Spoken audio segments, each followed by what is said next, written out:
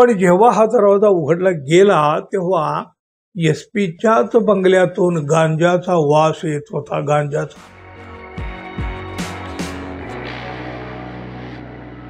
मित्रहो नमस्कार.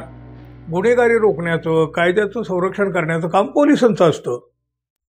अनेक पोलीस यासाठी दिवस रात्र परिश्रम घेताना आपण पाहत असतो. पण अशा वेळी काही पोलीस हे अखंडपणे कायदा मोडताना दिसतात.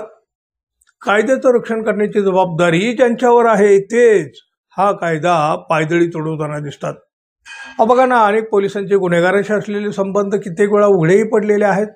ते लाच घेणं वगैरे तर ते भाग तर असे सापडतात, तर तो भाग तर आणखी वेगळा आहे. पण अनेक गंभीर स्वरूपाचे गुन्हे सुद्धा हे पोलीस करताना दिसतात. बघा, गेल्या काही महिन्यापासून बीड जिल्हा तर यात आघाडीवर आहे. अगदी बीडचा बिहार झाला आहे इथवर हा शिक्का बसला. बीड जिल्ह्यातली एकूण परिस्थिती हाताबाहेर जाऊ लागल्यामुळे राज्य सरकारनं इथं डॅशिंग IPS अधिकारी नवनीत कावत यांची बीड पोलीस अधीक्षक पदावर नियुक्ती केली. बीडमध्ये येताच कावत यांनी कायद्याचा दरारा निर्माण केला. अवैध धंदेवाल्यांना पळती भुई थोडी झाली. पण त्यांच्याच एका पोलिसांनी असा काही प्रताप केला की अवघ्या पोलीस खात्याच्या प्रतिमेला जोरदार हादरा बसला. डॅशिंग असलेल्या पोलीस अधीक्षकांच्या घरातच गांजावाला पोलीस आढळून आला. SP कावत त्यांच्या बंगल्यात काहीतरी ते दुरुस्तीचं काम वगैरे सुरू आहे, त्यामुळे ते सध्या गेस्ट हाऊसमध्ये राहत आहेत.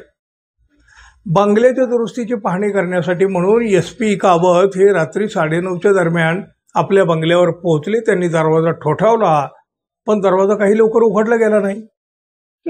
पण जेव्हा हा दरवाजा उघडला गेला तेव्हा SPच्याच बंगल्यातून गांजाचा वास येत होता. गांजाचा.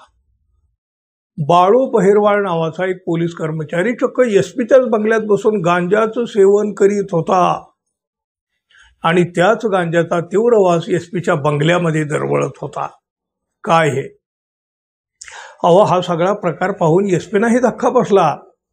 अर्थातच त्या पोलिसावर पुढील कारवाई झाली, त्याच्यावर गुन्हा दाखल झाला. पोलीस अधीक्षकांनी लगेचच्या लगेच त्याला निलंबितही केलं.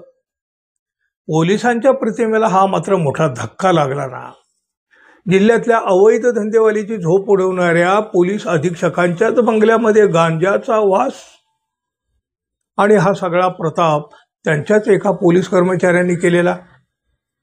हा एकूण प्रकार तर धक्कादायक आहेच मित्रांनो, पण पोलिसाकडूनच खाकी वर्दीला कसा डाग लावला जातो, किती निर्भयपणे हा सगळा प्रकार केला जातो, हे पुन्हा एकदा समोर आलं. SPच्या बंगल्यामध्ये गांजाचं सेवन. पोलिसाच्या प्रतिमेला आणखी एक मोठा हादरा यामुळे बसला, एक डाग लागला. पोलीस कितीही परिश्रम करत असतील तरी सुद्धा काही वाईट प्रवृत्ती या खाकी वर्दीच्या आत दडलेल्या आहेत आणि या पोलिसांच्या या प्रवृत्तीला कोण आणि कसं रोखणार तुम्ही सांगा.